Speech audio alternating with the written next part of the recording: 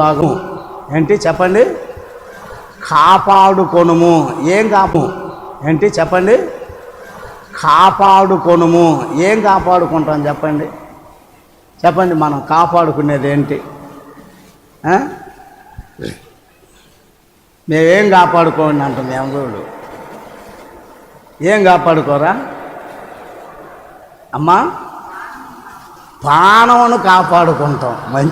మంచిది నిజమే. ప్రాణాన్ని ఎవడైనా కూడా, ప్రాణం ఉన్న ఏ జీవైనా కూడా ఆ ప్రాణాన్ని, ఎంత తిక్కలోడైనా ఎంత మెంటలోడైనా ప్రాణాన్ని కాపాడుకోవటానికి మాత్రం వాడు ప్రయత్నం చేస్తాడు. మంచి మాట చెప్పింది. ఇంకా ఏం కాపాడుకుంటాం చెప్పండి?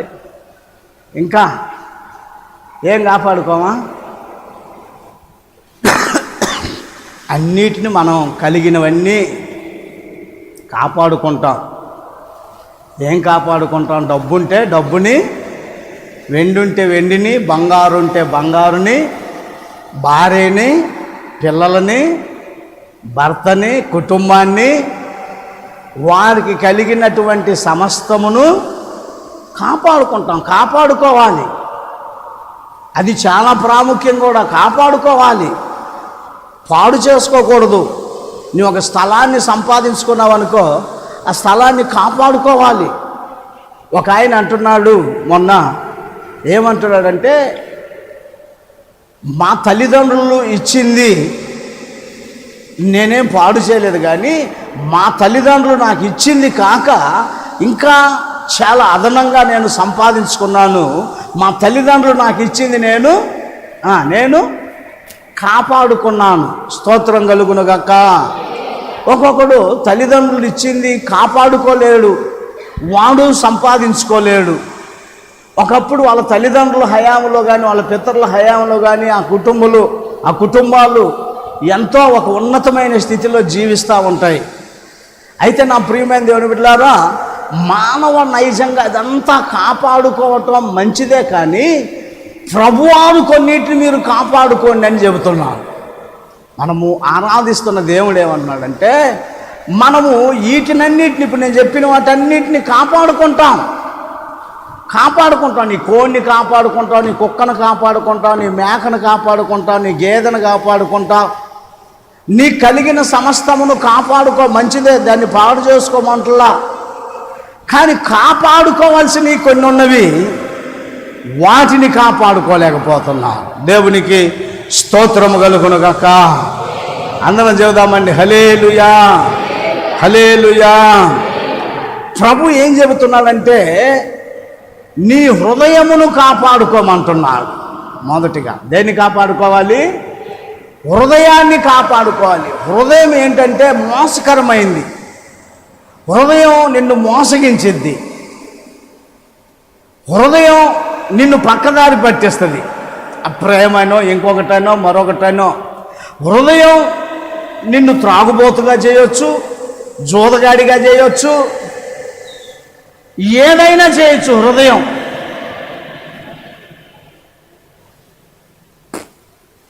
ప్రపంచాన్ని పట్టుకోగలిగినటువంటి, ప్రపంచాన్ని పట్టుకోవటం తేలిక, కానీ బైబిల్లో ఒక మాట ఉంది, చక్కని మాట.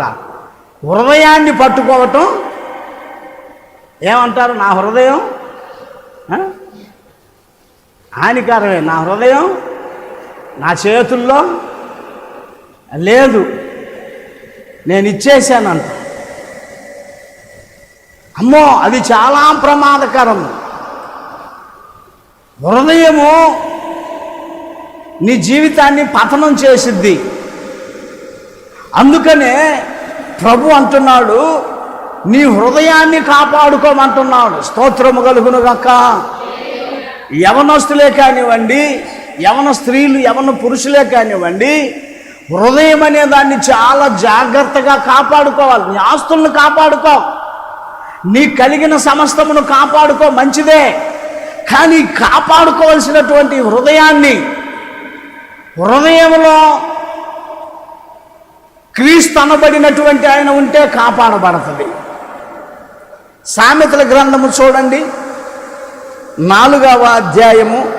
మరే మీకు ఖాళీగా ఉంటే మీకు చదువు రాదనొద్దు. అడుగడుగు అక్కడ నాయన ఉన్నాడు, మా కోడలు గారు వాళ్ళ తాతగారు, ఆయన చెప్తున్నాడు. ఆ తల్లి ఉంది, ఆమెకు ఒక్క ముక్క చదువు రాదు, కానీ బైబిల్ అయితే మాత్రం బాగా చదువుద్దాను. ఆమెగా చాలామంది ఉన్నారు. పిడుగురాళ్ళ విజయ్ కుమార్ పాస్టర్ గారు ఉన్నాడు, వాళ్ళ అమ్మ కూడా అంతే, బైబిల్ వరకే చదవగలుగుద్ది, వేరే అదేమి ఆమె బైబిల్ నేను చదువుకోవటానికి కృపణీయ ప్రభు అంటే. సరే, చదువు వచ్చిన వాళ్ళు అయితే మీరు బాగా కుటుంబం, లోకం, పిల్లలు, సంసారం, కాపురం ఎలాగ నడుపుకోవాలో మీకు తెలియపరచబడాలంటే ఎన్ని మార్లైనా సామెతల గ్రంథం చదవండి, ప్రసంగి గ్రంథం చదవండి. నా ప్రియమైనటువంటి వర్లారా, మీకు అనేకమైన విషయాలు బోధపడతాయి. మీ కుటుంబాన్ని కట్టుకునే విషయాలు బోధపడతాయి. మీరు జ్ఞానము సంపాదించుకొని మీ భర్తతో ఎలా మసులుకోవాలో, మీ భార్యతో ఎలాగ ప్రవర్తించాలో, ఇలాంటి అనేకమైన సంగతులు మీకు తెలియపరచబడతా ఉంటవి. బైబిల్ అంతా కూడా బాగానే ఉంటుంది, కానీ నేను కుటుంబాల గురించి చెప్తున్నా. ఇది చదివేంతసేపు కూడా బాగానే ఉంటుంది. చూడండి, సామెత గ్రంథము 4వ అధ్యాయము 23వ వాక్యాన్ని చూడండి. నీ హృదయములో నుండి జీవధారలు బయలుదేరును, కాబట్టి అన్నిటికంటే ముఖ్యముగా దేవునికి స్తోత్రము కలుగునుగాక. చెప్పండి హల్లెలూయా. అన్నిటికంటే ముఖ్యముగా నీ హృదయమును భద్రముగా కాపాడుకొనుము. అన్నిటికంటే, ఇప్పుడు నేను చెప్పాను కదా, అన్నిటికంటే, నీ వెండి బంగారాల కంటే, నీ ఆస్తిపాస్తుల కంటే, నీ భార్య పిల్లల కంటే కూడా అన్నిటికంటే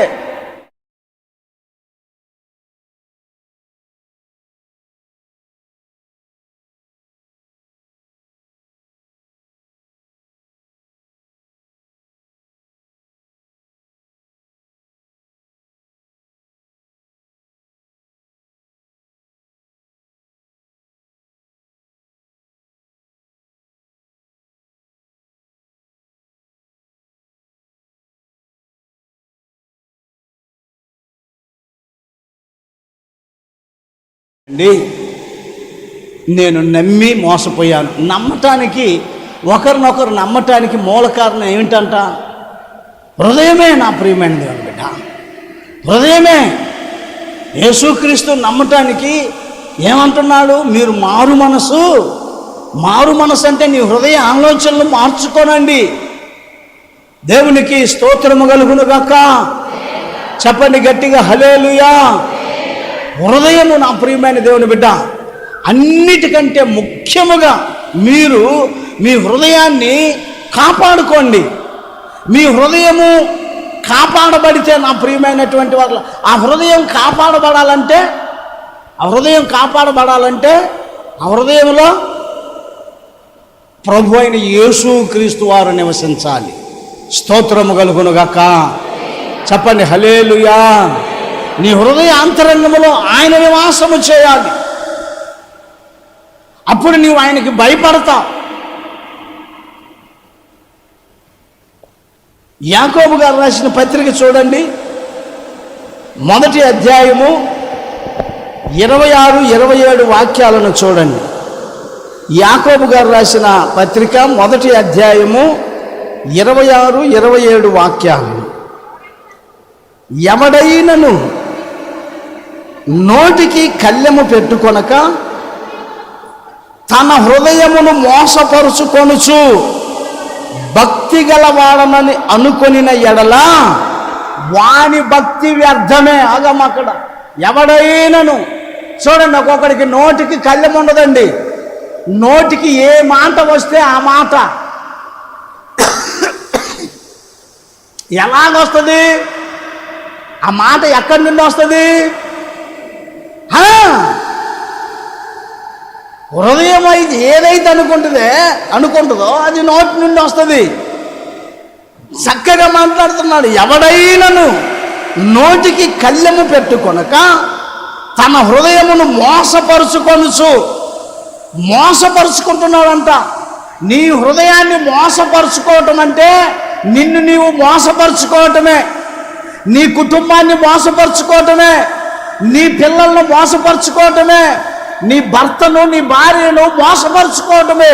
ఒక్క మాటలో చెప్పాలంటే నీ కుటుంబాన్ని నీ కాపురాన్ని నీవు మోసపరుచుకోవటమే. దేవునికి స్తోత్రము కలుగునుగాక. ఎవడో మోసపరచాల్సిన పని లేదు.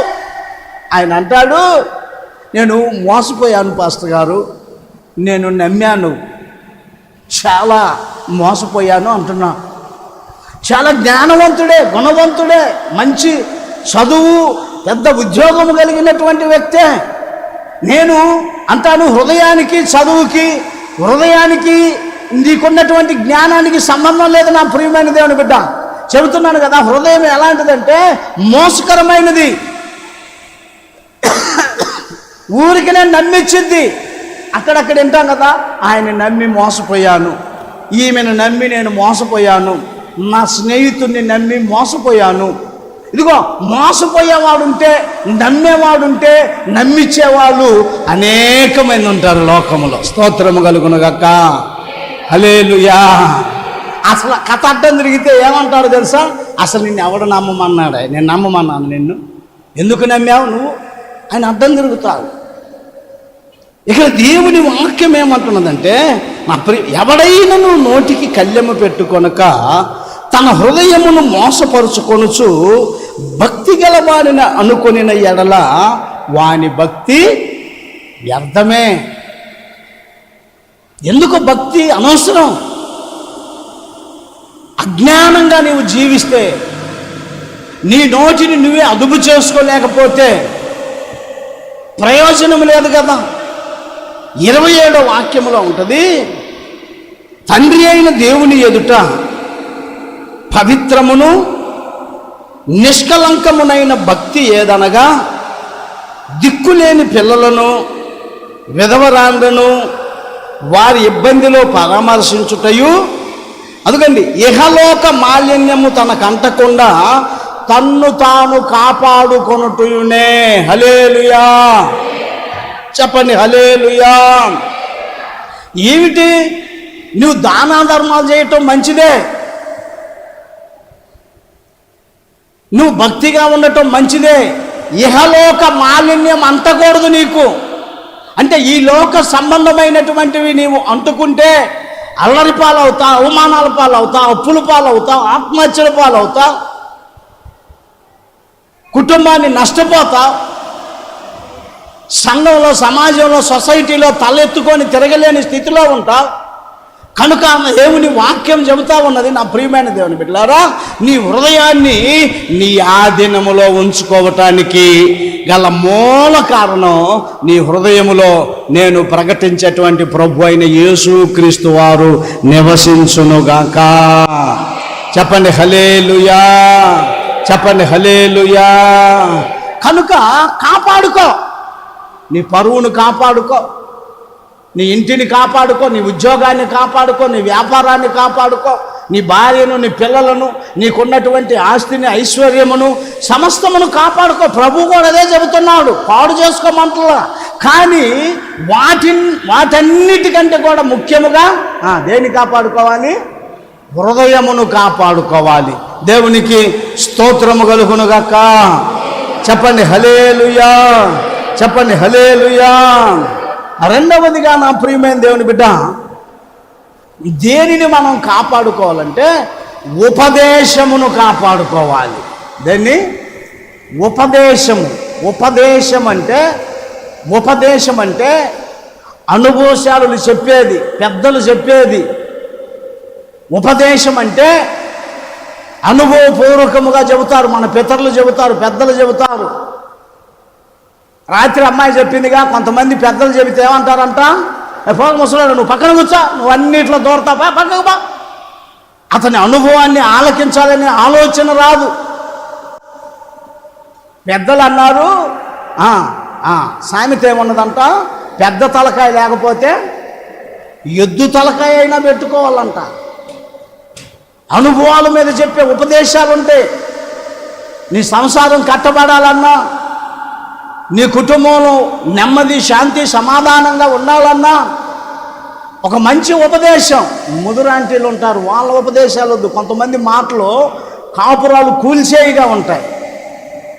ఆ మాటలో అలాంటి వద్దు నా ప్రియమైన దేవుని. అలాంటి వారి దగ్గరికి అసలు పొరపాటును కూడా వెళ్ళకూడదు మనం. ఉపదేశము. సామెతల గ్రంథము చూడండి, 7వ అధ్యాయము 2వ వాక్యము. నా ఆజ్ఞలను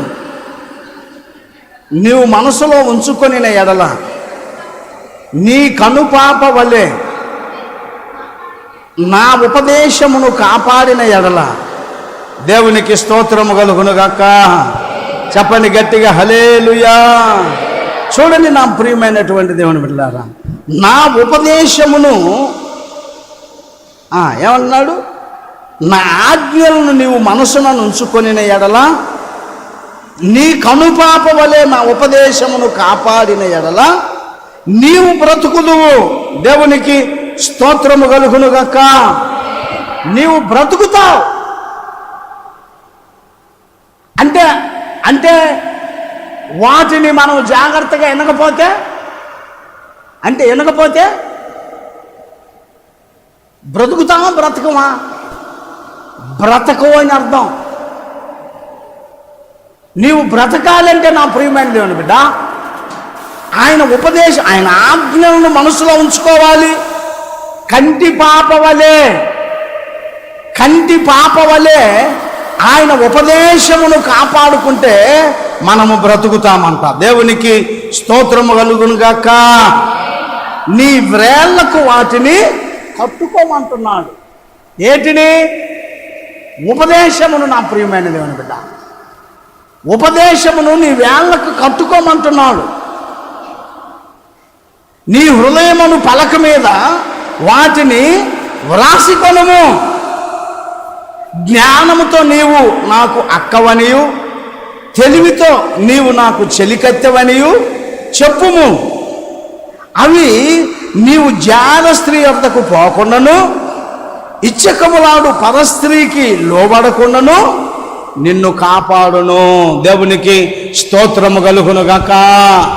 చెప్పండి గట్టిగా హల్లెలూయా. నీ జీవితంలో ఉపదేశం ఏం చేసిందో తెలుసా? నీవు త్రాగుబోతూ కాకుండా కాపాడుది బిడ్డ. నేను అనుభవం మీద చెబుతున్నా. అడుగు, నాకొక్క శీలావతే తెలుసు. అదిగో మాకు చుట్టం వచ్చాడు కదా, ఆయనైతే పాము విషం, గంజా, ఇంకొకటి ఏంటిదయ్యా,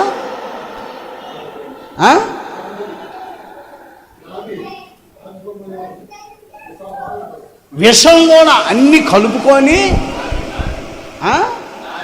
నాభి, ఈ మొత్తం కలుపుకొని రుద్దుకొని తాగేవాడు నిశా కోసం. వాళ్ళ నాన్న కంట్లో కారం పెట్టాడంట, కాళ్ళు ఎరగొట్టాడంట. ఎన్ని చేసినా తను మానుకోలా. మరి ఎలాగ మానుకున్నావంటే, యేసయ్య ఉపదేశము వినుట వలన నేను మానుకున్నాను. హల్లెలూయా. నీ కుటుంబాన్ని, నీ జీవితాన్ని మార్చగలిగేది ఏదైనా ఉన్నదంటే యేసయ్య ఉపదేశము నువ్వు వింటే. వినాలి. యేసయ్య ఉపదేశమును విని ఆ ఉపదేశానుసారముగా నువ్వు ప్రవర్తించగలిగితే.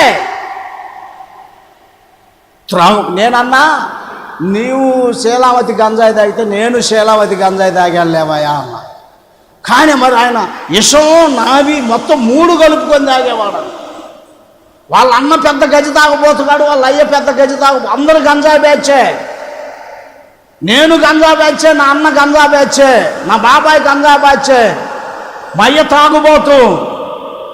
మరి ఎలాగయ్యా అంటే యేసయ్య ఉపదేశము నన్ను ఇలాగ మార్చింది. దేవునికి స్తోత్రము కలుగునుగాక. నన్నే అనేక మందిని బైబిల్లో వేశ్య జీవితం జీవించిన వారు ఉన్నారు, బైబిల్లో మూర్ఖంగా ప్రవర్తించిన వారు ఉన్నారు, బైబిల్లో దుర్మార్గంగా ప్రవర్తించి అనేకులను ఏమంటాడు పౌలు? నేను హింసకుడను, దోషకుడును, హానికరుడును, పాపులలో ప్రధాన పాపిని. దేవునికి స్తోత్రము కలుగునుగాక. ఏం మార్చింది? ఆయన ఉపదేశం. సమరయ స్త్రీని ఏది మార్చింది? ఆయన ఉపదేశం. భయంకరమైన అక్రమార్కుడైనటువంటి జక్కైన ఏది మార్చింది? ఆయన ఉపదేశం. నేనంటాను, నీ జీవితంలో నీవు ఒకవేళ వేష జీవితం జీవిస్తున్నావేమో, ఇదిగో ఈ యొక్క కార్యక్రమాన్ని వీక్షిస్తున్న నా సహోదరుడా, నీవు దానికి బానిస అయిపోయావేమో. ఒకవేళ నీవు దాన్ని, కొంతమంది ఎలాగనుకుంటారంటే, నా కుటుంబం నడవాలి కదా, నా పిల్లలు బ్రతకాలి కదా, అందుకని నేను ఇలాంటి వృత్తిలో నడుస్తున్నానని మోసపుచ్చింది అపవాది. నీ పిల్లలు బ్రతకాలంటే, నీ కుటుంబం గడవాలంటే, పోషించబడాలంటే ఆ యొక్క ఒక్క వృత్తే మంచిగా నిన్ను పోషించదు. కానీ లోకములో అనేకమైన వృత్తులు ఉన్నవి నీవు చేయగలిగితే. దేవునికి స్తోత్రము కలుగునుగాక. చెప్పండి హల్లెలూయా. ఒక ఆమె సాక్ష్యం చెబుతుంది, నా ప్రియమైన దేవుని బిడ్డ, నా భర్త ఆటో డ్రైవరు, నా పిల్లలు బాగా, మేము కుటుంబం అంతా బాగా జీవిస్తున్న సమయంలో నా భర్త చనిపోయాడు. నా పిల్లలు తినే పిల్లలు, నేనేం చేయాలో అర్థం కావాలి పరిస్థితుల్లో. మా ఇంటి దగ్గర ఒక ఆంటీ ఉంది. ఆమె చెప్పింది, ఇదిగో ఈ పడుపు వృత్తిలోనైతే నేను పోషించబడతావన్నది. నాకు అప్పటి వరకు లోకం ఎలాంటిదో తెలవదు. అదిగో ఆంటీ చెప్పింది కదా అని నేను తల వంచాను. అలాంటి వృత్తిలో కొనసాగుచున్నాను నేను. ఆమె ఏమనుకుంటుందంటే, ఆ వృత్తి తప్పు అయినది కాదులే అనుకుంటుంది. ఎందుకంటే నా పిల్లల్ని కాపాడుకోవటానికి, నా పిల్లల్ని పోషించుకోవటానికి నేను ఆ వృత్తిలో తిరుగుతున్నాను అనుకుంటుంది. కానీ అనుకోని రీతిగా ఒకసారి ఆమెకి దేవుని వాక్యం వినిపించింది, దేవుని ఉపదేశం వినిపించింది, పాపపు స్త్రీని గురించి వినిపించింది, వ్యభిచారపు స్త్రీని గురించి వినిపించింది, వారి జీవితం ఏమిటో వినిపించింది. యేసయ్య ఉపదేశము ద్వారా గుండెలు పగిలిపోయినవి. వెంటనే నేను కూడా, అయ్యా నన్ను కూడా మార్చయ్యా, నా జీవితం కూడా ఇలాంటిదయ్యా, నా పిల్లల కొరకు ఇది తప్పు లేదనుకో నేను బ్రతుకుతున్నానయ్యా అని ఏడ్చి ఏడ్చి ఏడ్చి ఏడ్చి రాత్రంతా ప్రార్థన చేసింది. పొద్దున్నే ఒక సహోదరి వచ్చింది, ఆమెను ఒక ఇంటిలో పని మనిషిగా పెట్టింది. స్తోత్రము కలుగునుగాక. ఆ ఇంటిలో పని మనిషిగా కుదిరినటువంటి ఆమె ఒక నెల తిరిగేసరికే తన జీవితంలో జరిగినదంతా ఆ ఇంటి యజమానుడికి చెబితే పెద్ద ఆఫీసర్ అధికారి, అమ్మా నీ పిల్లలు నేను చదివిస్తానన్నాడు. నేను చదివిస్తాను, నువ్వు నమ్మకంగా ఉండు, అలాంటి పని చేయొద్దన్నాడు. వారు పెద్ద దేవుణ్ణి ఎరిగినటువంటి కుటుంబం, నా ప్రియమైన దేవుని బిడ్డ. వెంటనే ఆ పిల్లల్ని ఆ ఆఫీసర్ చదివించారు. ఆ ఆటో డ్రైవర్ పిల్లలు, ఆ వేశ్య వృత్తి చేసుకునేటువంటి ఆమె పిల్లలు ఏమయ్యారు తెలుసా?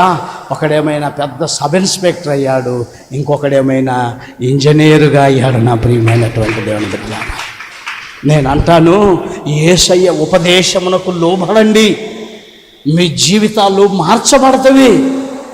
ఈ వయసులో అనుభవించకపోతే ఏ వయసులో అనుభవిస్తామని అపవాది మిమ్మల్ని మోసపరుస్తుంది. నా ప్రియమైన దేవుని బిడ్డ, చేతులు జోడించి చెప్తున్నా, నువ్వు త్రాగుబోతువా? యేసయ్య ఉపదేశం నీ త్రాగుబోతనం నుంచి విడిపిస్తుంది. నువ్వు జోదగాడివా? నువ్వు బెట్టింగ్ రాయుడు కదూ. నీ భార్యను బెదిరించి, నీ భార్యను కొట్టి తిట్టి తన్ని, నీ ఇంటిలో ఉన్న వస్తువులన్నీ ఆ బెట్టింగ్లో నువ్వు పాడు చేసుకున్నావు కదూ.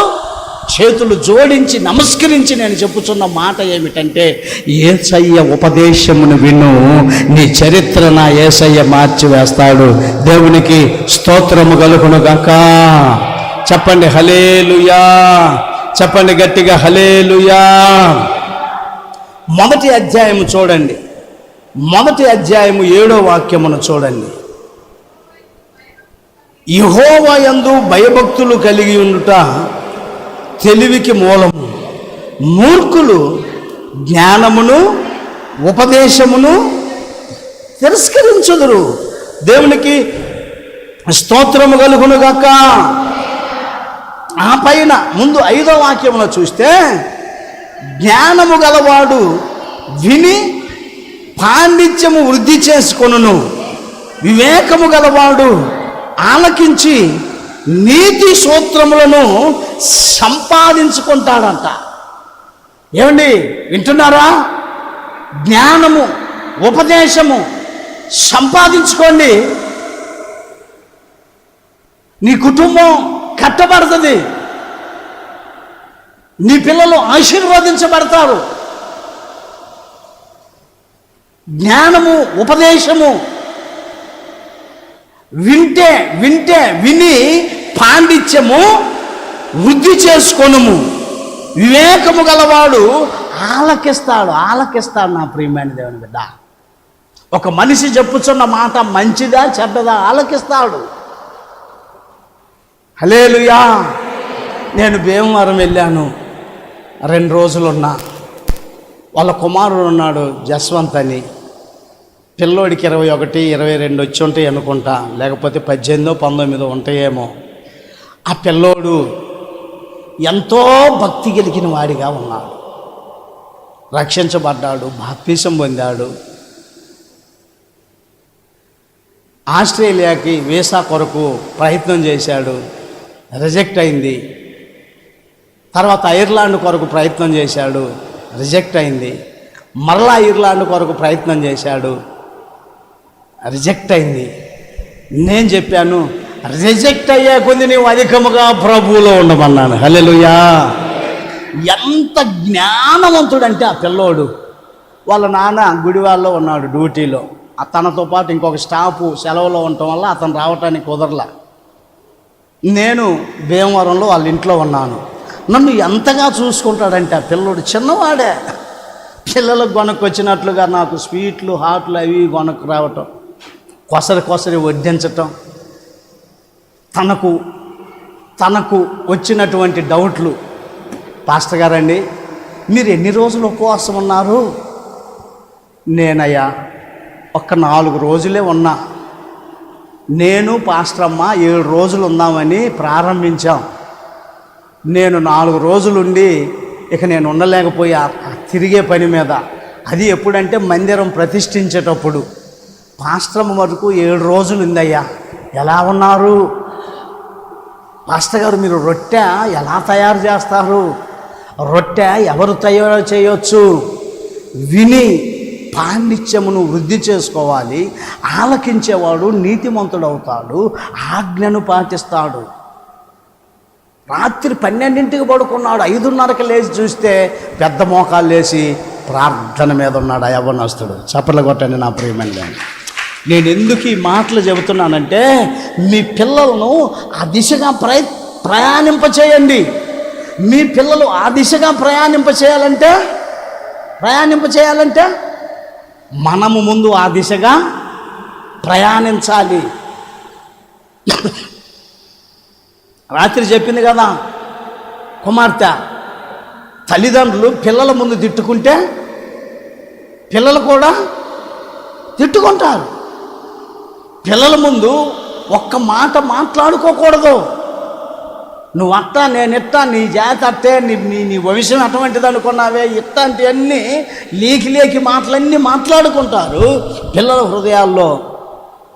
హృదయాల్లో ఏ కాడికి దేవుని ఉపదేశము చొచ్చుకొని పోవాలి. దేవునికి స్తోత్రము కలుగునుగాక. చెప్పండి గట్టిగా, హల్లెలూయా, హల్లెలూయా. 7వ వాక్యములు ఏమన్నదంట? యెహోవా యందు భయభక్తులు కలిగి ఉండుట తెలివికి మూలం. మూర్ఖులు జ్ఞానమును ఉపదేశమును తిరస్కరించుదురు. మూర్ఖులు ఉపదేశాన్ని ఏం చేస్తారు? బాబు మూర్ఖులు. నా కుమారుడా, నీ తండ్రి ఉపదేశము ఆలకింపుము, నీ తల్లి చెప్పు బోధను త్రోసివేయకుము. అవి నీ తలకు సొగసైన మాలికయు, నీ కంఠమునకు హారములునయ్యుండును. నా కుమారుడా, పాపులు నిన్ను ప్రేరేపింపగా ఒప్పకుము. స్తోత్రము కలుగునుగాక. హల్లెలూయా. ఈ మాటలు నీకు ఏ భక్తిలో, ఏ గుళ్ళో, ఏ గోపురంలో దొరకవు నా ప్రియమైన దేవుని బిడ్డ. ఒకవేళ అయ్యే అర్థాలున్నా, అవే భావమైనా అర్థము కాదు, వ్యర్థమైపోతుంది. మీ పిల్లలను ఆ దిశలో మీరు నడిపించండి. నయానో భయానో బ్రతిమిలాడో బామాడో కాళ్ళ యాళ్ళ పడైనా పర్వాలేదు, మీ పిల్లల్ని మోకరింప చేయండి. స్తోత్రము కలుగునుగాక. మీ పిల్లల్ని ప్రార్థనాత్మగా రేపండి నా ప్రియమైనటువంటి వాళ్ళారా. మీ పిల్లలు దేవుని ఉపదేశమును ఆలకించటానికి ఇష్టపడేటట్లుగా చేయండి. రా కూర్చో, ఇదిగో ప్రార్థన చేయి. మావాడు అన్నీ నొక్కుతాడన్నా. ఒకడైతే చనిపోయారులే, ఒకరెవరో మా గుంటూరులో అల్లుడు గట్టి సారాయలుడు, వాడు కాయ తాగుతాడు అల్లుడు అని ఏం మురిసిపోతాడో వాళ్ళ నాన్న. ఏంటట గట్టి సార అంటే నాటు సార అన్నమాట. బాగా మంచిగా పవర్ఫుల్ కాయలేసి కాసిన కాయ, ఒరిజినల్ నాటు సార అన్నమాట. కాయల్లుడు తాగుతాడా? తాగితే తొనక్కుండా నడుస్తాడు. నేనైతే ఆశ్చర్యపోయి అల్లుడు అంటున్నాడు. దేనికి? గోల్డ్ మెడల్ సాధించినందుకు కాదు. కొందరికి అవివేకం, కొందరిని దుష్టుడు అలాగా మోసం చేస్తాడు. నీకు కుమారులు కలిగినా, నీకు కుమార్తెలు కలిగినా వారి నడతలను జాగ్రత్తగా కనిపెట్టి, వారికి తెలవదు మినిమిని జ్ఞానం, అయమన్న ప్రాయం, ఉడుకు రక్తం. ఏం పాడాడు సాయిలన్న? ఉడుకు రక్తము ఉరకలు పెడతాది, పాపం చేయమని ఒత్తిడి చేస్తుంది. పాపం చేయమని ఏం చేస్తుందంట? ఒత్తిడి చేస్తుంది. జాగ్రత్త నా ప్రియమైన దేవుని బిడ్డ. ఇది ఈ మాటలు చెప్పరాదండి పిల్లలకి. ఆ చివరి 33వ వాక్యంలో చూడండి ఏమన్నదో. 33వ వాక్యములో, నా ఉపదేశమును అంగీకరించువాడు సురక్షితముగా నివసించును, వాడు కీడు వచ్చునన్న భయము లేక నెమ్మదిగా నుండును. హల్లెలూయా. ఉపదేశానికి నడిపించండి మీ పిల్లల్ని. మీ పిల్లల్ని ఉపదేశానుసారముగా జీవించడానికి నడిపించండి. మీ పిల్లలు నా ప్రియమైనటువంటి వాళ్ళారా, ఇప్పుడు పిల్లల్ని వాళ్ళ కొడుకులే, వాళ్ళ తండ్రులే పిల్లలకి ఏం కటింగ్ చేపిస్తున్నారు? ఇటు మొత్తం అదే ఉంటుంది, పందికొక్కో ఏదో ఉంటుంది కదా, అంతే అచ్చం. చిన్నపిల్లలకు కూడా హల్లెలూయా. అట్లాంటి వాడు ఎదురు కూర్చున్న, పక్కన కూర్చున్న నాకు అన్నం తినాలంటే ఒక రకంగా అనిపిస్తుంది అండి. వాడు జుట్టు చూస్తుంటే అబ్బా చాచా ఏం బాగుంది అది. దేవునికి స్తోత్రం కలుగునుగాక. చెప్పండి గట్టిగా హల్లెలూయా, హల్లెలూయా. ఉపదేశము ప్రియమైన దేవుని బిడ్డ, ఉపదేశము 3వ అధ్యాయము 1వ వాక్యములో కూడా చూడండి. ఈ సామెతల గ్రంథాన్ని మీరు చదువుకుంటూ పోతే, నేను చెబుతున్నాను కదా, స్త్రీలకి కానివ్వండి, తల్లికి కానివ్వండి, తండ్రికి కానివ్వండి, పిల్లలకి కానివ్వండి, కుటుంబానికి అందరికీ పనికి వస్తుంది. ఇది దీని తర్వాత ప్రసంగి గ్రంథం. చెడిపోతున్నారా, పడిపోతున్నారా, మీ కళ్ళ కట్టినట్లుగా రూపిస్తుంది. ఇది ఏమంటంట? నా కుమారుడా, నా ఉపదేశమును మరవకుము, నా ఆజ్ఞను హృదయపూర్వకముగా గైకొనుము, అవి దీర్ఘాయువును సుఖజీవముతో గడుచు సంవత్సరములను శాంతిని నీకు కలుగజేయును. దేవునికి స్తోత్రము కలుగునుగాక. చెప్పండి హల్లెలూయా. పిల్లల్ని మనం ఏం కోరుకుంటామండి? పిల్లల్ని ఏం కోరుకుంటాం? అదిగా తల్లి, ఆమె మా బంధువురాలు, ఆయన భార్య, ఆమె అంటుంది, ఒకసారి ప్రభు చిత్తమైతే ఆమె ద్వారాగా సాక్ష్యం చెప్పిస్తా.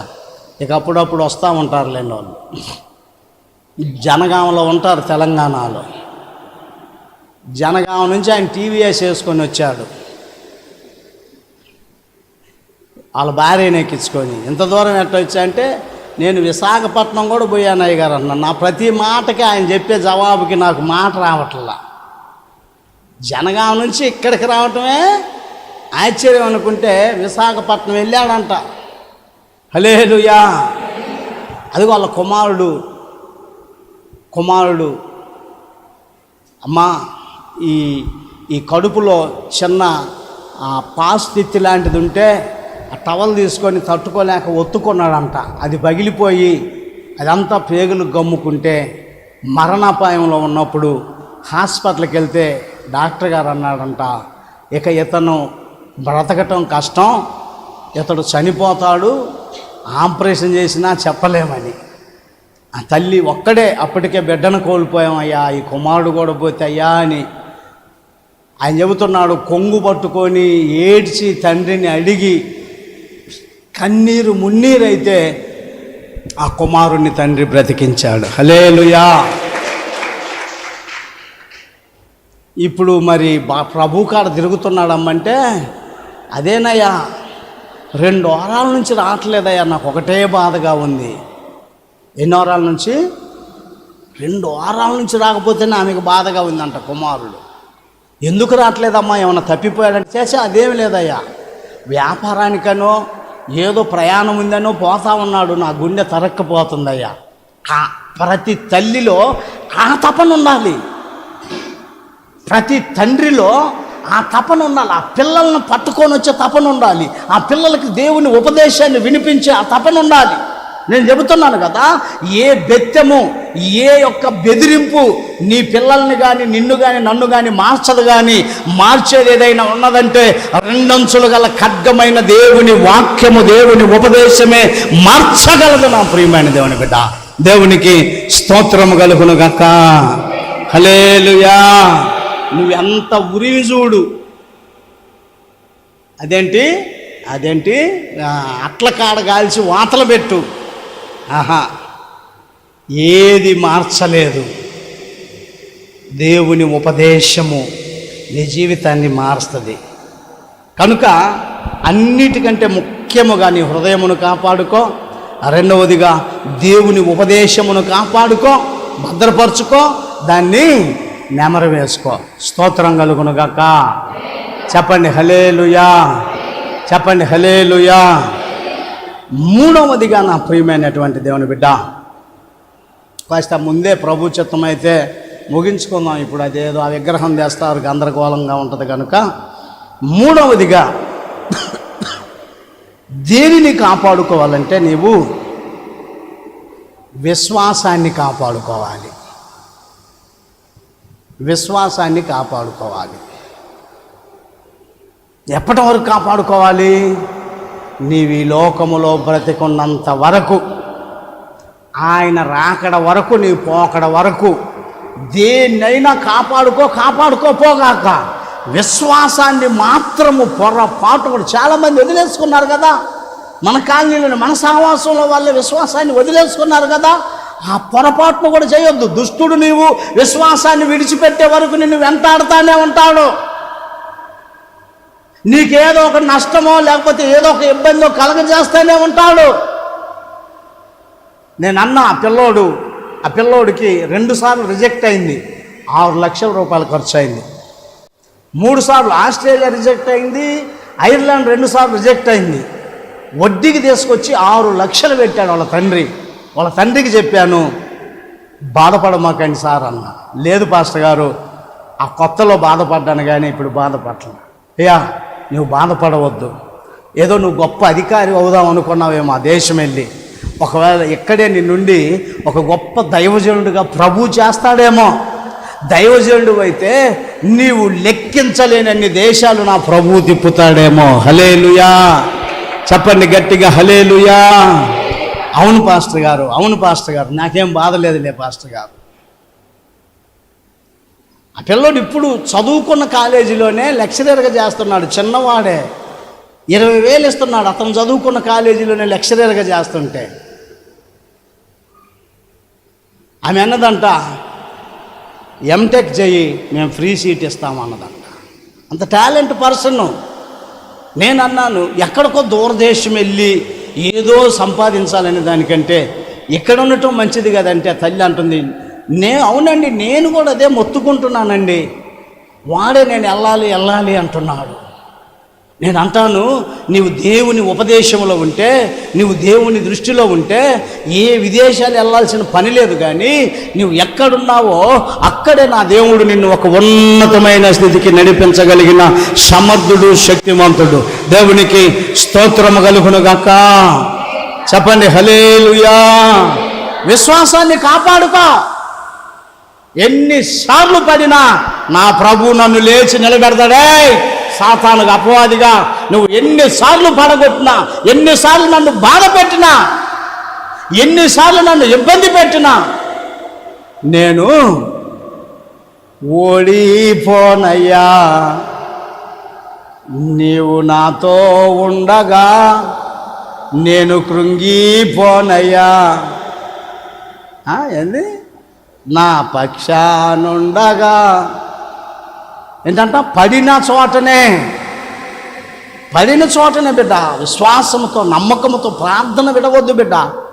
నీ ఇంటిలో ప్రార్థన విడవద్దు. నీవు దేవుని పాదాలు పట్టుకోవటం విడవద్దు. నీవు ఏ దుస్థితిలో కూడా కుటుంబ ఆరాధన ఆపవద్దు. నీవు నీ పిల్లల్ని పెట్టుకొని, నీ పిల్లల్ని నువ్వు ఒకవేళ నీ భర్త పనుల భారం మీద రాలేకపోయినా, నీ భర్త నమ్మినా నమ్మకపోయినా, నీ భార్య ఏకీభవించకపోయినా నేను దండం పెట్టి చెబుతున్నా, మీరు ఒక ఉన్నతమైన స్థితికి ఎగబాకాలంటే దానికి గల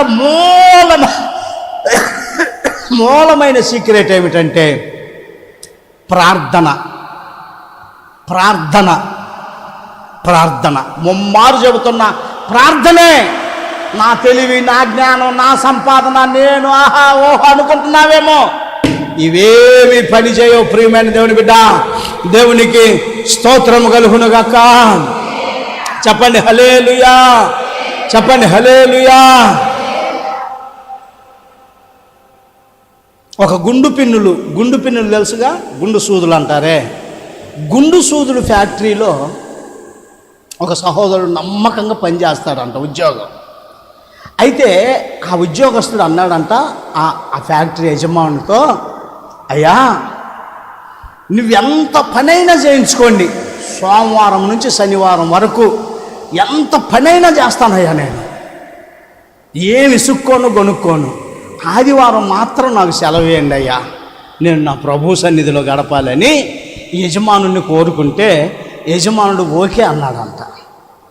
ఓకే అంటే అలాగ కొనసాగుతుంటే కొద్ది కాలానికి తోటి వాళ్ళు ఉంటారు కదండి, కుళ్ళు కుట్ర కలిగిన వాళ్ళు ఒప్పుకోలేదంట. వాడికి ఇస్తే మాకు కూడా ఇవ్వాల్సిందేనండి అని అడ్డం తిరిగేసరికి యజమానుడు పిలిచాయా, నీకు ఆదివారం క్యాన్సిల్ చేస్తున్నాం,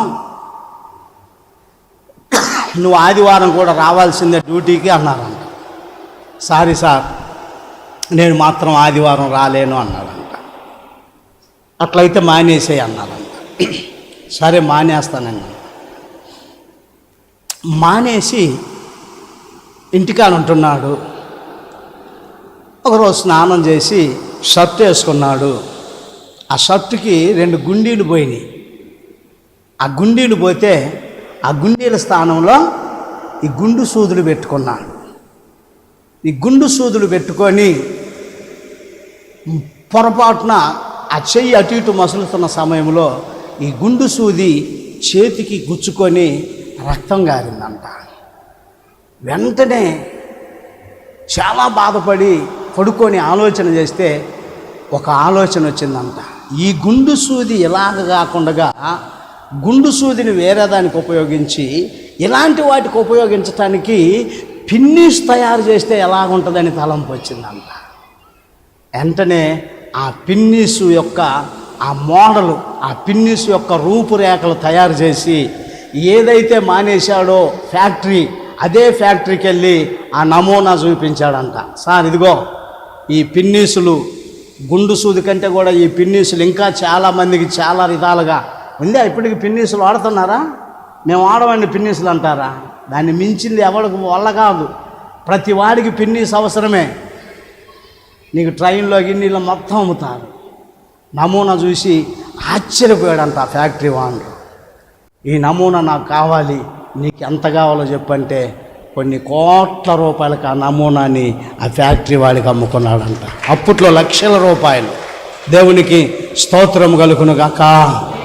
నేను అంటాను, నా ప్రభు కొరకు నీవు ఒకటి సమర్పించుకుంటే నా ప్రభు నిన్ను అలాగనే విడిచిపెట్టే దేవుడు కాదు, కానీ ఏదో ఒక రూపాన నిన్ను ఒక ఉన్నతమైన స్థితిలోనికి తీసుకెళ్ళేవాడే. ఈ రోజున ఆ రోజు నుంచి ఈ రోజు వరకు కూడా పిన్నీసులు ఉన్నాయంటే దాని నమూనా ఎవడంటే ఆ ఫ్యాక్టరీలో నుంచి తీసేసిన వాడు. ఎందుకు తీసేశాడంటే ఆదివారం నేను మందిరానికి వెళ్ళాలంటే ఆదివారం నువ్వు మందిరానికి వెళ్ళటానికి వీలు లేదు, సెలవు పెట్టడానికి వీలు లేదంటే వీలు లేకపోతే నేను ఉద్యోగమైన మానుకుంటాను, కానీ ఆదివారం నా దేవుని సన్నిధిని నేను విడిచిపెట్టను, నా విశ్వాసమును నేను కాపాడుకుంటానన్నటువంటి వ్యక్తికి ఒక మంచి పదునైన ఆలోచన ఇచ్చి, ఏదైతే ఫ్యాక్టరీలో తల వంచుకొని బయటకు వచ్చాడో అదే గుండు సూదులు ఫ్యాక్టరీలో జిన్నీసులు కూడా తయారు చేసే నమూనాను వారికి ఇచ్చి ఒక ఉన్నతమైన స్థితిలో ఉంచాడు నా ప్రభు. దేవునికి స్తోత్రము కలుగును గాక. హల్లెలూయా. ఎక్కడ మాట నా ప్రియమైనటువంటి దేవుని బిడ్డ, తిమోతికి రాసిన 2వ పత్రికలో ఉంటుంది కదా, తిమోతికి రాసిన 2వ పత్రిక 4వ అధ్యాయము 7వ వాక్యమును చూడండి. మంచి పోరాటం అండి, మంచి పోరాటము పోరాడి తిని నా పరుగు కడముట్టించి తిని విశ్వాసమును కాపాడుకుంటుని ఇక మీదట నా కొరకు నీతి కిరీటము, దేవునికి స్తోత్రము కలుగునుగాక. చెప్పండి హల్లెలూయా. నా కొరకు నీతి కిరీటం ఉంచబడి ఉన్నది. ఆ దినమందు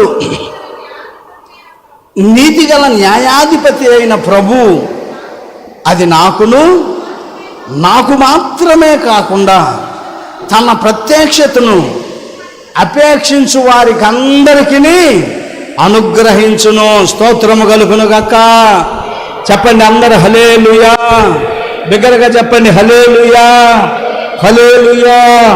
నా ప్రియమైన దేవుని బిడ్డ, మంచి పోరాటం పోరాడు. ప్రార్థన ఆత్మను విడవద్దు. విశ్వాసములో నువ్వు తొసికిటలాడవద్దు. విశ్వాసం నుండి తొట్టిల్లవద్దు. కష్టాలు, నష్టాలు, ఇరుకులు, ఇబ్బందులు, శ్రమలు, శోధనలు, నిందలు, అవమానాలు, అప్పులు ఏదైనా కానీ గాక నీవు ప్రభువుని విడవకపోతే, ప్రభు పెట్టిన ఆ పరీక్షలో కానీ నువ్వు నెగ్గితే నా ప్రభు నీకు ఒక ఉన్నతమైన స్థితిని అనుగ్రహించునుగాక. హల్లెలూయా. 3 రోజుల నుంచి ఆలోచిస్తున్నాడంట ఆ మనిషి జనగాంలో. 1వ తారీఖు ఫంక్షన్కి పోవాలి, ఎట్లబ్బా ప్రార్థన లేకుండా అయిద్దే, ఎట్లబ్బా ప్రార్థనకు పోకుండా అయిద్దే, ఎట్లబ్బా 3 రోజుల నుంచి ఆలోచించగా ప్రభు మొన్న రాత్రి ఇచ్చాడంట, ఇదిగో మీ మనవరాలు ఉంది కదా దాచేపల్లి వాళ్ళ చర్చేగా అక్కడికి పడదాను అని నిన్న టీవీఎస్ వేసుకొని రానే వచ్చాడు. రాత్రి ప్రార్థనలో గడిపాడు, ఈ పూట ప్రార్థనలో ఉన్నారు. నరసరావుపేట వెళ్ళి పెన్షన్ తీసుకుంటారు. రేపు కుటుంబ ఆరాధన ఉంది అంటున్నారు కదా పాస్టర్ గారు, రేపు రాత్రి కూడా మేము ఆ ప్రార్థనలో గడిపి వెళ్తామండి. మనసుంటే మార్గం ఉంటుంది నా ప్రియమైనది. నువ్వు ఎక్కడున్నా, ఏ చోట్ల ఉన్నా, ఏ స్థితిలో ఉన్నా, ఏ పరిస్థితిలో ఉన్నా, నీ ఇంటికి చుట్టం వచ్చినా ఎవరొచ్చినా దేవుని విషయం, దేవుని అందించినటువంటి విశ్వాసము సన్నగిల్లకూడదండి. బాధలు వస్తాయి, మనుషులకి రాక బాధలు ఎవరికి వస్తాయి? దేవునికి స్తోత్రము కలుగునుగాక. చెప్పండి హల్లెలూయా, హల్లెలూయా. జెర్మియా అన్న తెలుసా? ఎంతమందికి తెలుసు? జెర్మియా గారు, ఇమ్మానుయేలు మినిస్ట్రీ హైదరాబాద్. జెర్మియా గారు తెలుసా? చేతులు ఎత్తండి ఆయన తెలిసిన వాళ్ళు. ఒక్కళ్ళే ఎత్తారు. తెలియదే జెర్మియా గారు మంచి ఫామ్లో ఉన్నాడండి ఇప్పుడు. నేను కూడా ఆయన చర్చిలో 2 రోజులు ఉండి వచ్చాను. నన్ను కూడా ఎంతో ఘనంగా చూసుకున్నాడు ఆయన. అంత పెద్ద దైవజనుడు ఆయన. ఇప్పుడు ఆయన సేవ ప్రారంభించిన దినాలలో ఒక ఇంట్లో ప్రారంభించాడు. ఇల్లు అద్దెకి తీసుకున్నాడు. అతను మంచి ఉద్యోగం, మంచి చదువు చదివాడు, ఉద్యోగం చేసేవాడు. దేవుని పిలుపు మేరకు ఉద్యోగాన్ని వదులుకొని సేవకి వెళ్ళాడు. 1500 రూపాయల ఇంట్లో అద్దెకుంటున్నాడు. ఆ ఇంటికల్లా ఆమె 5వ తారీఖు దాటిందంటే మనిషి కాదు, అలివి కాదు. ఇంకా ఆమె గందరగోళం చేసిద్ది అన్నమాట. రాసి రంపాన పెట్టుద్ది. ఒక నెలలో 5వ తారీఖు అయిపోయింది, 6వ తారీఖు అయిపోయింది, 10వ తారీఖు గడగల్లా ఆడుతూనే ఉన్నాడంట పాస్టర్ గారు. ఎక్కడి నుంచి రావట్లా, 1500 అద్దె కట్టాలి. ఫోన్ చేసిందంట, ఏం పాస్టర్ గారు 10వ తారీఖు అయింది, నువ్వేదో పాస్టర్ గారు అని నేను ఊరుకున్నా, మర్యాద దక్కించుకోండి, ఇప్పుడు దాకా నుంచి 5వ తారీఖు కట్టాలిగా అద్దె అన్నదంట. అమ్మా రేపు ఆదివారం కదమ్మా, రేపు ఏదో వస్తుంది, రేపు ఇస్తాలేమ్మా, ఒక్కరోజు కూర్చుకున్నాడంట. ఆదివారం బాగానే వచ్చారు, గందరగోళంగా చాలా ఘనంగా గొప్పగా ఆరాధన జరిగింది. చాలామంది ప్రజలు వచ్చారు, ఆరాధన జరిగింది, అయిపోయింది. కానుకలు వచ్చినాయి. ఫెయిత్ విశ్వాస గృహంలోనికి తీసుకెళ్తారు అన్నలా. వాళ్ళు కానుకలను తీసుకెళ్ళి లెక్క పెడతారు ప్రార్థన చేసి బాగా. ప్రతి వారం ఒక 200, 250, 300 వచ్చాయంట. ఆ వారం ఎంత వచ్చిందో తెలుసా? 43 రూపాయలు వచ్చినాయి అంట. దేవునికి స్తోత్రం కలుగునుగాక. చెప్పండి హల్లెలూయా. ఎంత వచ్చినాయి? 43 రూపాయలు వచ్చినాయి అంట. ఫోన్ మోగుతుంటే నెత్తట్లే. అప్పట్లో ఈ ఫోన్లు కాదు, అవి ల్యాండ్ లైన్లు, ట్రేమ్ అనే పేర్లు పడవు. ఏమేమోనని ఈయనకు దడపడుతుందంట. ఫోన్ ఎత్తట్లా, ఏం చెప్పాలా ఇక నిర్ణయించుకున్నాడు. ఆమె వచ్చిద్ది, ఆమె వస్తే సామాను బయట వేసిద్ది. అంత కఠినురాలన్నమాట ఆ ఇంటికి వెళ్ళా ఆమె. ఇక పదే పదే ఫోన్ మోగుతుంటే ధైర్యం చేసి ఒక ఫోన్ ఎత్తాడంట. అన్నా నిన్నటి నుంచి బాగలేదన్నా, చాలా భయంకరమైన బలహీనతలో ఉన్నాడు, జ్వరంతో బాధపడుతున్నాడు, అసలు గడగడ వణిగిపోతున్నాడు, మధ్యాహ్నం నుంచి ప్రయత్నం చేస్తున్నానన్నా, కాస్త వచ్చి ప్రార్థన చేసి వెళ్తారా అని రిక్వెస్ట్ చేసిందంట. ఆమె కాదు, ఏరే ఫోను. ఈయనకి సరేలేని ఆ 40 రూపాయల్లో ఒక 10 రూపాయలు తీసుకొని ఆటో ఎక్కి వాళ్ళ ఇంటికి వెళ్ళి ప్రార్థన చేసి భారంగా ఇక నడుచుకుంటూ వస్తున్నాడంట. అక్కడ ఒక ఇంటికి వెళ్ళామండి, పాస్టర్ గారండి అంటుందండి. అమ్మా ఏమ్మా పాస్టర్ గారండి, మీరు భలే వచ్చారండి, నేను 4-5 రోజుల నుంచి మీ దగ్గరికి రావాలనుకుంటున్నానండి, కుదరట్లేదండి, నేను చిన్న మొక్కుబడి చేసుకున్నానండి, వచ్చి చిన్న ప్రార్థన చేయండి అన్న. ఆమె దగ్గరికి వెళ్ళి చిన్న ప్రార్థన చేశాడంట. ఆమె 2000 కానుక పెట్టిందంట. నా ప్రేమ, నేనేమంటానంటే విశ్వాసాన్ని తొసకనేమాకండి, విశ్వాసములో తప్పిపోమాకండి. ఏమీ లేనట్లుగా ఉండి దేవుని కార్యం చివరి క్షణాల్లో జరిగించబడుతుంది. దేవునికి స్తోత్రం కలుగును గాక. చెప్పండి హల్లెలూయా, హల్లెలూయా. నిలవబడండి, నడుము కట్టుకోనండి, పని జరిగించేది నేను కదా. 80,000కు మాట్లాడా, సీలింగు 80,000కు మాట్లాడా. వాడు ఒకటే ఫోన్ చేస్తున్నాడు, పాస్టర్ గారు సోమవారం అన్నారుగా రమ్మంటారంటే, లేదు బాబు నేను భీమవరం వెళ్తున్నాను, మరి వచ్చే వారం రమ్మంటారు. నేను చెప్తా, నేను నిర్ణయించుకున్న పని విశ్వాసముతో పని ప్రారంభించరా, నేను దానిని కొనసాగించువాడను. హల్లెలూయా, హల్లెలూయా. ఈ మాట రోషన్ కుమార్ గారు నాకు ఎప్పుడో చెప్పాడు. అరే అబ్బాయి ఎంత ఇద్ది అని సంఘంతో చెబితే భయపడుతుంది. నువ్వు పనిగా నువ్వు సంఘంలో నుంచే అనేక ప్రాంతం నుంచి ప్రభు లేపేవారిని లేపుతా ఉంటా. రేపు నేను ఈ గూడూరు ప్రయాణం అయిపోయినాక ఆ సీలింగ్ పనిని ప్రారంభించడానికి ప్రభు సహాయం చేయనుగాక. హల్లెలూయా, హల్లెలూయా. కనుక ఏ స్థితిలోనైనా, ఏ పరిస్థితిలోనైనా నా ప్రియమైన దేవుని బిడ్డ, విశ్వాసమును మనము కాపాడుకున్నటువంటి వారిగా ఉండాలి. తర్వాత నాలుగవది ఐక్యతను కాపాడుకోవాలి. ఐక్యత కలిగి ఉండాలి. భార్య, భర్త, పిల్లలు, కుటుంబం అంతా కలిసి ఐక్యత. ఒక మాట కలుపుగోలుగా నీదేందే బా ఆడపెత్తనం నీకెందుకే అంటే చెప్పుతో కొడతా బావుతావా అనకూడదు. పొరపాటును కూడా నీ భార్య ఎవరు నీ భార్య?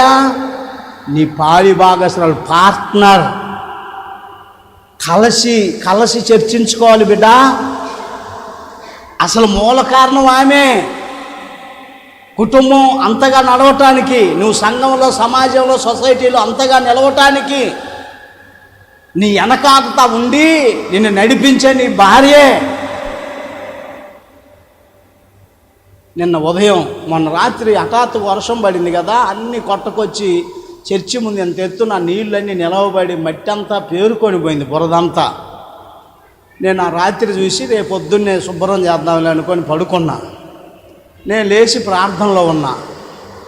ప్రిస్కిల్లా మా కోడలు గారు లేచింది, ఓడవటానికి వచ్చింది, అదంతా బాగలేదేమో. ఆ యవనస్తురాలు ఆ కర్ర తీసుకొని, నేను కాలువ తీసే కర్ర ఉంటుంది, ఆ కర్ర తీసుకొని ఆ బురదంతా శుభ్రంగా పడేసి అడ్డం వచ్చిన చెట్లన్నీ పీకేస్తూ ఉంటే నాకు చాలా సంతోషమైంది. హల్లెలూయా. పర్వాలేదు, బాధ్యత ఎరిగిన బిడ్డ ఈ బిడ్డ. పంతానికి పోయే బిడ్డ కాదు, ప్రెస్టేజ్కి పోయే బిడ్డ కాదు, ఇక్కడ కాదు, ఆ చివరకు పోయి చేస్తుంది పని. నా ప్రియమైన దేవుని బిడ్డ, నేను బయటకు వచ్చి చూడగానే, అమ్మ నువ్వెందుకమ్మా నేను చేస్తాను కంటే, నీళ్ళు అసలు పోవట్లేదు మాస్టర్ గారు, అందుకని చేస్తున్నా. వద్దురా అమ్మా, నేను చేస్తారా అమ్మ. ఒక స్త్రీ కనిపించకుండగా ఒక భర్తకి, ఒక భార్య వెనకాలతో ఉండి ఎంతో ఓర్పునిచ్చిద్ది. కనుక ఆమెను ఊరికినే ఆ పానకంలో అదేమంటారు, పానకంలో పుల్ల కాదు, కూరలో కరివేపాకుని తీసినట్లుగా, గోంగూరలో పురుగుని తీసేసినట్లుగా కొంతమంది తీసేస్తారు. అజ్ఞానం అది. హల్లెలూయా. నీకెంత తపన ఉంటుందో నీ భార్యకి అంతకంటే ఎక్కువ తపన ఉంటుంది. నా ప్రియమైన దేవుని బిడ్డ, పాస్టమ్మ గారు అంత తపన పడేది, ఆమె కనిపించదు. సంఘం కొరకు తపన పడేది, కుటుంబం కొరకు తపన పడేది. బ్రతికున్నంతకాలం నాకు ఒక మంచి పార్ట్నర్ ఆమె, మేమిద్దరం మంచి ఐక్యత కలిగి ఉంటాం, అన్నీ పంచుకుంటాం, అన్నీ పంచుకోవాలి. భార్యాభర్తలు అన్నాక అన్నీ చర్చించుకోవాలి. ఒకవేళ నలుగురిలో కాకపోయినా, నలుగురు వెళ్ళిపోయిన తర్వాత అయినా ఇద్దరు కూర్చొని మాట్లాడుకోవాలి. హల్లెలూయా. ఆ సందర్భాలు ఉంటే సంతోషం, లేకపోతే ఇక్కడి నుంచి అయినా ప్రారంభించండి నీ కుటుంబంలో. ఒక్కొక్కరు భర్తని గెలవనివ్వరు. నీదేందిపా, ఇది ఒక తిక్కల మేళం, అవతల పరాదయా, ఏం పని అనమాకండి, తోలనాడు మాకండి. భర్త అతను యజమానుడు. ఎవరంట? భర్త ఇంటికి యజమానుడు. కనుక నా ప్రియమైనటువంటి దేవుని బిడ్డలారా, ఐక్యత అనేది చాలా అవసరం. ఎఫెసీయులకు రాసిన పత్రికలో చూడండి, 4వ అధ్యాయము 1వ వాక్యంలో రాయబడి ఉంటుంది. కాబట్టి మీరు సమాధానమును బంధము చేత ఆత్మ కలిగించు ఐక్యమును కాపాడుకొనుటయందు శ్రద్ధ కలిగిన వారై.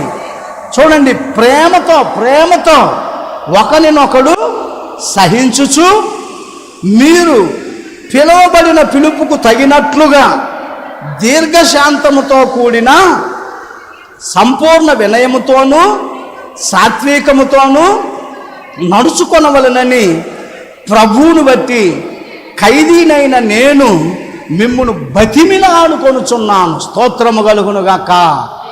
చెప్పండి హల్లెలూయా.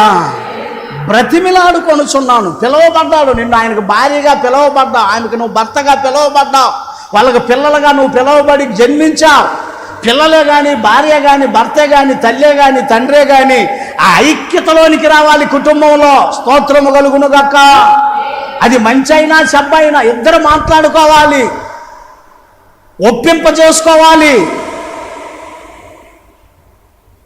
నా పంతమే గెలవాలనేటట్లుగా ఉండకూడదు. అది మంచి అయితే ఓకే, అది చెడు అయితే అర్థమయ్యేటట్లు చెప్పు. కాదయ్యా, ఇది కాదయ్యా, ఇది ఇలా కదా, ఇది ఇలా కదా, అర్థం చేసుకుంటారు 1కి 2 సార్లు చెప్తే. కనుక నేనే పెచ్చింగులో ఉండాలి, నేనే పై స్థానంలో ఉండాలి, నాదే పై చేయిగా ఉండాలి. నువ్వేంది ఆడదాని మెదలకుండా కూర్చోవి ఆడ కుక్కిన పేనాలా, నువ్వెంతే అసలు అది ఇది అని పురుషుడు భర్త భార్యని అనకూడదు, అలాగే ఒక్కొక్క భర్త కొద్దిగా కాస్త వెనక చేయిగా ఉండొచ్చు, నువ్వు కొద్ది జ్ఞానవంతురాలు కావచ్చు, నీకు పుట్టుదల ఉండొచ్చు, నిన్ను ఎవడు బయటికి తేలితే లెక్క చేయకపోవచ్చు, అయినా నీవు నీ భర్తను కూడా చాలా జాగ్రత్తగా ప్రేమతో చేసుకోండి. ఇది ఎంత కాదన్నా ఆయన నీకు భర్త కాదా? చెప్పండి, అవునా కాదా? నీ భర్త పరువు పోతే నీ పరువు పోయినట్టు కాదు. ఎంత కాదన్నా ఆమె నీకు భార్య, నీకు నీ జీవిత భాగస్వామి. ఉప్పు ఎక్కువ తక్కువ, కారం ఎక్కువ తక్కువ, చేతయో చేతగాకో నీకు ఏలకంత ముద్ద పెడుతున్న తల్లి ఆమె. దేవునికి స్తోత్రము కలుగును గాక. ఆ తల్లి, ఆ భార్య అని ఆమె లేకపోతే అనుభవించేవాడికి అర్థమవుతుంది ఆ బాధ. నేను ఆ బాధని అనుభవంతో చెప్పుచున్నాను. అని నేను నా భార్య ఉన్నప్పుడు నేను ఆమెను ఎప్పుడు కూడా తోలనాలు లేదు, కానీ పైకి కోపపడతా ఉన్నా లోపల ఎంతో ప్రేమ. ఇప్పటికీ ఒక్కొక్కసారి పెద్దగా ఎందుకు చేసావమ్మా ఇట్లా అని నేను ఒక్కడిని మందిరంలో పెద్దగా ఆమె నిలదీస్తూ ఉంటా. మరలా సమర్థించుకుంటూ, ఓహో ప్రభువు పిలిస్తే నువ్వేం చేయగలుగుతావులే అని చేతులు జోడించి నమస్కరించి మీకు చెప్పే మాట ఏమిటంటే, కుటుంబం ఆశీర్వాదకరంగా ఉండాలంటే ఐక్యంగా ఉండండి. చీటికి మాటికి గొడవలు పెట్టుకొని, కొట్టుకొని, తిట్టుకొని, పంచాయతీలు పెట్టుకొని విడిపోవటం ఏముందండి, వెళ్ళిపోవటం ఏముందండి, పెద్ద పని కాదు. కలిసి ఉండటంలోనే ఉంది. ప్రభు కోరుకుంటుంది కూడా అదే, బైబిల్ తెలియపరుస్తుంది కూడా అదే. దేవుడు జతపరిచిన వారిని మనుషుడు, మీరు పంతాలకు పోకూడదు, ఒక మెట్టు తగ్గుండు నీ భర్త దగ్గర. బైబిల్ చెబుతుంది నీ భర్తకు లోబడి ఉండమంటుంది, ఆయన్ని యజమానుడిగా భావించు. అన్నిట్లో ఏలు పెట్టమాకు నీవు. సహోదరి అంటుంది, ప్రబల నాకెందుకండి పాస్టర్ గారు, నేను ఏది పట్టించుకోనండి, అన్నీ ఆయనే చూసుకుంటాడండి. నీ జీతం ఎంత వస్తుంది, నీ జీతం ఏమవుతుంది, అదేమవుతుంది, ఇదేమవుతుంది అని అడగనండి. ఎందుకు అడగాలండి? ఆయన ఏమైనా తిరిగిపోతాడో తాగుపోతాడో ఏదో ఆయన అక్రమంగా చేసేవాడైతే అడగాలండి.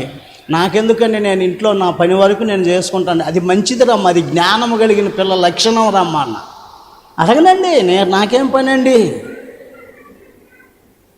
నాకేమన్నా తక్కువ అయితే కదా, తక్కువైనా అడగకూడదని చెప్పా. అలాగే అండి, దేవునికి స్తోత్రం కలుగును గాక. హల్లెలూయా, హల్లెలూయా. ఐక్యతలో ఆశీర్వాదం ఉన్నది బిడ్డ. ఐక్యతలో సువాసన ఉన్నది. 133వ కీర్తనలో చూడండి ఆ మాట. కొట్టుకోవటం ఎంత పని అండి, గుద్దుకోవటం ఎంత పని అండి, పంచాయతీ పెట్టుకోవటం ఎంత పని అండి, కోర్టుకు వేసుకోవటం ఎంత పని అండి, విడిపోవటం ఎంత పని అండి. అమ్మా, సహోదరులు ఐక్యత కలిగి నివసించుట ఎంత మేలు, ఎంత మనోహరము.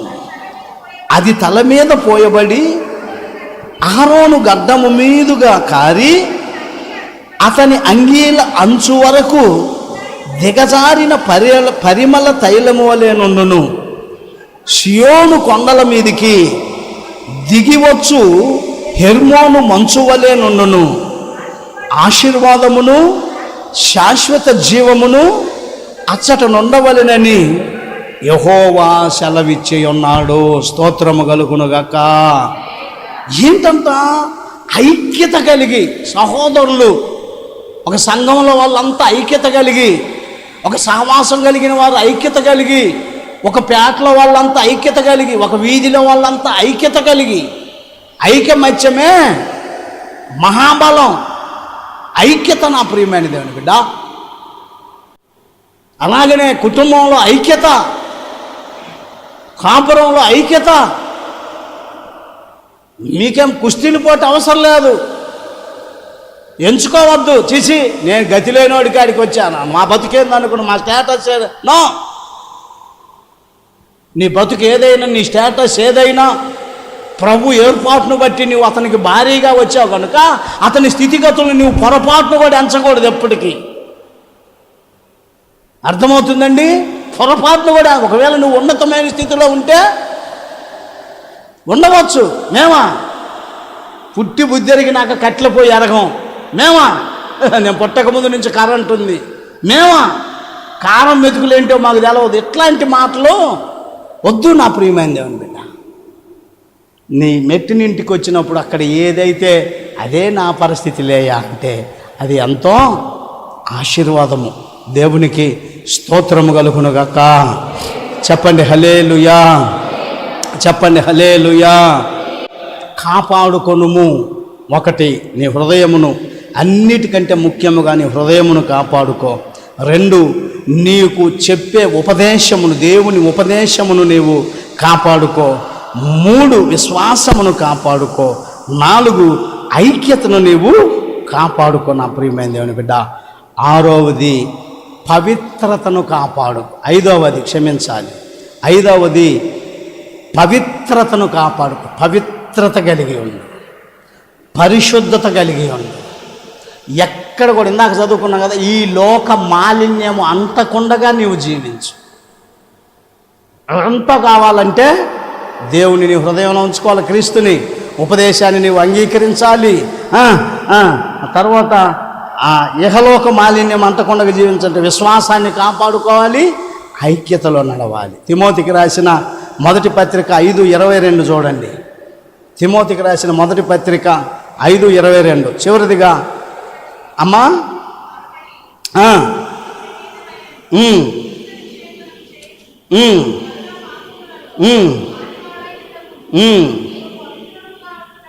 నీవు పవిత్రుడుగా ఉండునట్లు చూసుకోనము. దేవునికి స్తోత్రము కలుగునుగాక. అది నీవు పవిత్రుడుగా ఉండునట్లు చూసుకోనము నా ప్రియమైన దేవుడు. నీవు పవిత్రుడుగా ఉండాలి. జాగ్రత్త.